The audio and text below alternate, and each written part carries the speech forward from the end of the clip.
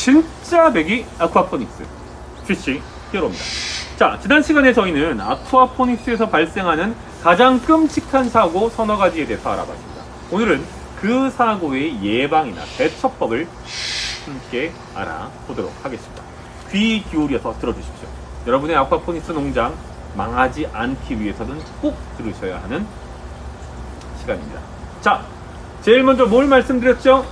물이 깨지는, 즉 워터 밸런스가 망가지는 상황. 사실은 매우 쉽습니다. 처음에 물고기를 입식하고 시스템을 디자인할 때부터 이 시스템에 들어갈 수 있는 물고기 토탈 바이오매스가 어떻게 되는지, 그리고 길러낼 수 있는 식물의 종류와 식물의 규모가 어느 정도인지 제대로 계산하면 됩니다. 어떻게 계산하냐고요? 네, 피쉬 히어로에서 상담을 받으시면 됩니다.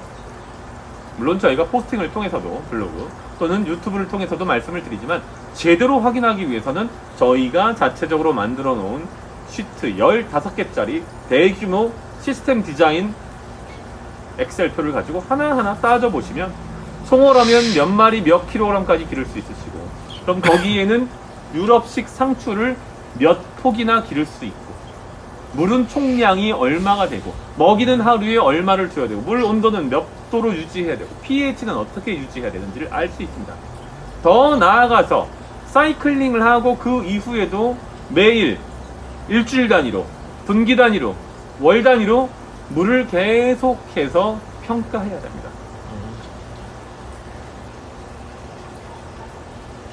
두 번째, 물고기에게 병이 났어요. 식물에게 병이 났어요. 병충해. 제일 좋은 것은 검역과 방역입니다.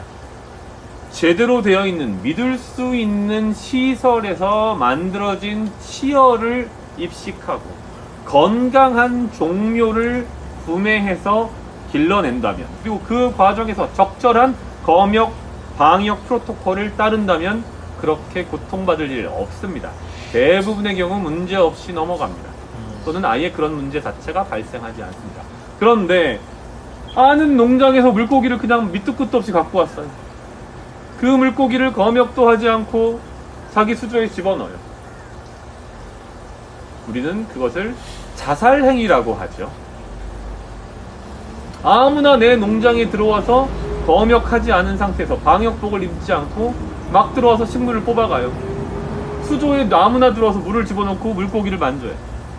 죽고 싶어 반장했다고 얘기하죠, 전문용어로. 정신이 반쯤 나간 거죠. 화장실 가서 오줌 및 털고 나온 더러운 손으로 옆에 있는 사람의 눈을 찌르면 그 사람의 눈은 어떻게 되겠습니까? 네, 썩어 문드러지겠죠. 식물이건 동물이건 물고기건 어떤 문제가 발생했는지 확인하는 가장 좋은 방법은 뭡니까? 매일 아침 저녁으로 열심히 살펴보는 겁니다.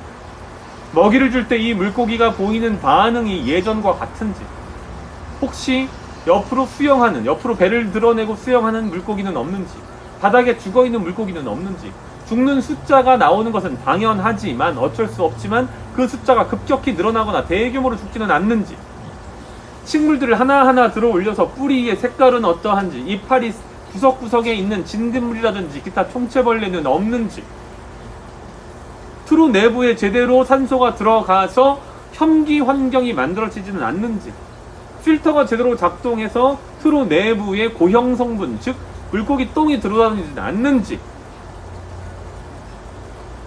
확인하는 예방적 관찰들이, 예찰 활동들이 중요합니다. 그럼에도 불구하고 문제가 발생했다?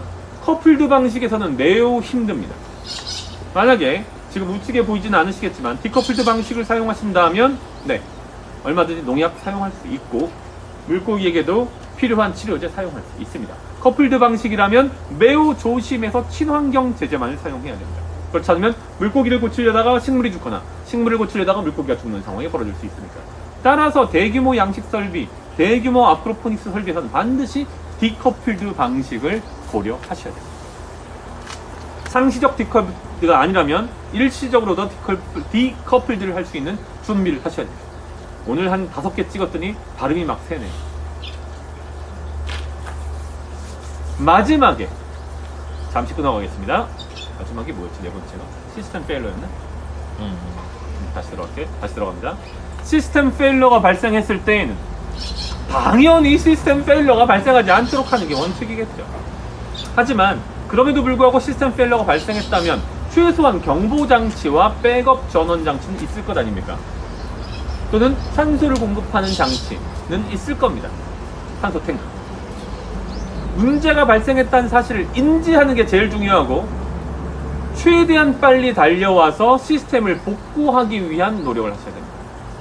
설비에 따라 상황이 다르겠지만 워터펌프에 문제가 발생하면 당장 어떤 상황이 벌어지냐? 중력에 의해서 물들이 전부 투르로 쏠립니다.